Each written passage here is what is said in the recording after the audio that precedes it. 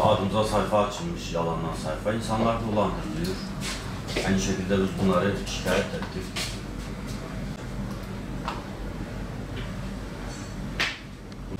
Bu gerçek olmayan dolandırıcıların kullandığı sayfadır. Bizim kapımızın önünden alınan resimdir. Diğer sayfaları kendileri yapıştırmışlar. Yalan sayfadır. Dolandırıcıların kullandığı sayfadır. Bu sayfa üzerinden, bizim markamız üzerinden insanlar dolandırılıyor. Kösem Kuruyemiş Tatsan, Eskişehir'de kurulmuş bir sayfadır. Bir de bizim orijinal sayfa. Bu da bizim gerçek sayfamızdır. Sadece almışlar. Bu bizim orijinal, dükkanın önünden çekilmiş, fabrikanın önünden çekilmiş bir fotoğraftır. Bunu kendi sitelerine yapıştırmışlar. Bizim markamız adı altında insanlara. Yaklaşık 3 hafta önce dışarıdan bize gelen şikayetler üzerine adımıza sahte hesap kurulduğunu, insanların mağdur edildiğini, dolandırıldığını fark ettik. Bunun üzerine biz de emniyete, işte karakola şikayetlerde bulunduk. Siber suçlara gittik. Bunlar sanal satışlar yapıyorlar. İşte fındığı, fıstığı, cevizi yarı fiyatlarına kampanya düzenlediklerini söylüyorlar. İnsanlar bunlara ödeme çıkarıyor. Bu insanlara ürün gitmiyor.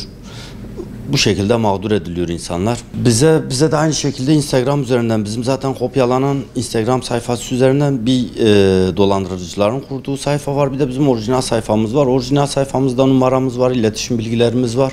Oradan bize ulaştılar. Biz de onlara durumu izah ettik. Biz de onlar gibi mağduruz. Markamız kullanılmış ve bunun üzerine insanlar dolandırılmış. Ürününün niye gelmediğini, ödeme yaptığını, zaten biz onlara sanal satışlarımızın olmadığını ve işte 1 kilo, yarım kilo bu şekilde bizim satışlarımız yok. Burada bir fabrika bayilerimiz var, kendi müşterilerimiz var, kendi araçlarımızla dağıtımı satışları yapıyoruz. Bu şekilde. Eskişehir'de, sistemde Eskişehir diye gözüküyor. İBAN'ın sürekli değiştiğini görüyoruz. 20 gündür biz takip ediyoruz. Farklı insanların İBAN'larına paralar atılıyor. Bu dekontlar bizde de mevcuttur.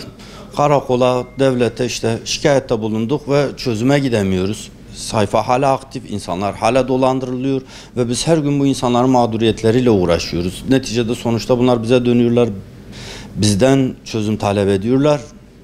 Bizde bir şey yok, biz de onlar gibi mağduruz. Bu işin çözülmesini istiyoruz. Biz emniyete gittik, karakola gittik. Emniyet şunu diyor sayfa işte Eskişehir'dedir, mağdur olanlar. Mesela Batman'da mağdur olan kimse yok. Kimse olmadığı için diyor biz işlem yapamıyoruz. Mesela adam İstanbul'da mağdur olmuş. İstanbul'da bir karakola, bir savcılığa gidip şikayet etmesi gerektiğini söylüyor. Bu işin böyle çözüleceğini söylüyor. Neticede hala işte telefon numarası var, iletişim bilgileri var, İBAN numarası var. Aslında çok kolay çözülebilecek bir işlem.